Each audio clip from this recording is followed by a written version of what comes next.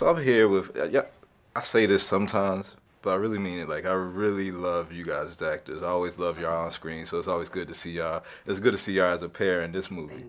When you think back onto Christmas movies that maybe you watch now or that you watched as a kid or something that was around that time, what stands out to you? Well, we were talking about that earlier, and Yeah. it seems like the animated ones, yeah. Yeah, when you were young, you know, you watched them year to year to year to year. Exactly. You know, and it was a good time. The Charlie Brown Christmas, Grinch that Stole Christmas, all these, you know, it's fun movies. I guess it was all like the same movies because it was just like 3 channels back in the day. We all watched the same thing. So Same programming, same time of year. Exactly. But what is it? How does it feel to bring, you know, not only like another movie that's for the Christmas spirit and the Christmas time, but to bring Langston Hughes' work to the big screen? How fulfilling is that? Very, very excited. I was a big Langston Hughes fan growing up, and that's actually how I got into acting, was through his poetry, you know, and through his words. And it really was. Yeah, it's an honor to get to kind of show the legacy and stuff, and I think it kind of reflects itself a little bit because you think about the Harlem Renaissance and you see them and you have this image of them, but then us as a couple, we kind of carry a little bit of that kind of feeling, The of spirit of what it was then. Yeah. You know. Yeah, and I think it says a lot to, you know, about forgiveness and family and all these things that a lot of people are probably dealing with at home. Do you think art helps people kind of identify some of their flaws or some of their problems and deal with it? I do think makes people talk, makes dialogue begin, and even if for a moment you start to consider, you know, can I make up with them? Can I forgive him? Can I talk to her?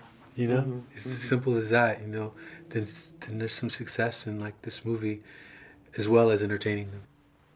Why is forgiveness so hard? Like, why is it such a hard thing to do sometimes? Like, why we can't just let stuff go as easily? Because we were right. You know, we feel that we were right, and you feel that you were right about it, and you were right. Are there 3 rights? You know, we gotta find a way and a place to negotiate and to be the first one to say, you know, sorry about that. Yeah. Well, both of you have gotten a lot of awards, and this is a big year for movies, and hopefully we'll see some awards go to some of these great movies that's come out.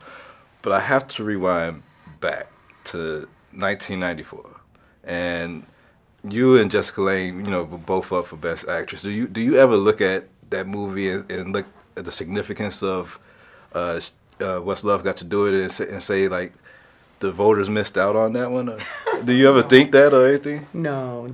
I try to think that things happen in the way that they are supposed to, for whatever reason. Sometimes the reason will, you know, it will reveal itself. Sometimes it never will. But you know, it was all good. It was a great time for a young actress coming through, trying to do something, and that 20-something years later, people are still affected and still speak about it. It's a powerful performance. Yeah, sometimes there are performances that are not spoken for that long. But so it was a great opportunity, and it touched a lot of people, and for that I'm truly grateful. It's one of those performances that that's imprinted in your head. You can see it. I can see her in the cafe, you know, with the cake. I can see, you know, in the house. You know what I mean? And when she was in the recording studio, I can see her like first, you know, becoming a Buddhist, and you know, it was just, I can just see.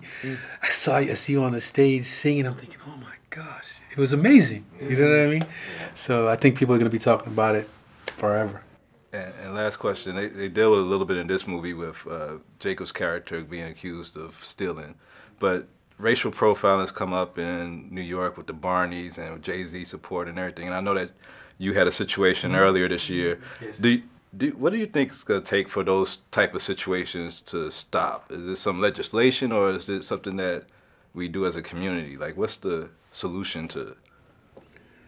Legislate love. Yeah, I mean, I think it's a number of things. I mean, obviously we have to evolve as human beings. I mean, people still have to evolve, but I would think we still have to acknowledge that certain things are wrong, and if we see that there's a problem and that the laws are allowing, you know, there to be an exacerbation of that problem, then we do have to change them. You know what I mean? In that case, when we talk about laws, we're talking about actually the removal of certain issues, like with stop and frisk and certain things, and who it affects. You know, when you look at the stats, it's crazy. Yeah. But you know, I think it's a number of different things that have to be addressed. You know, in order for that to happen, I think empathy has to be dealt with. And I know in my foundation is starting to work with towards the middle of this coming year, we'll be working with police officers just on empathy training. You know what I mean?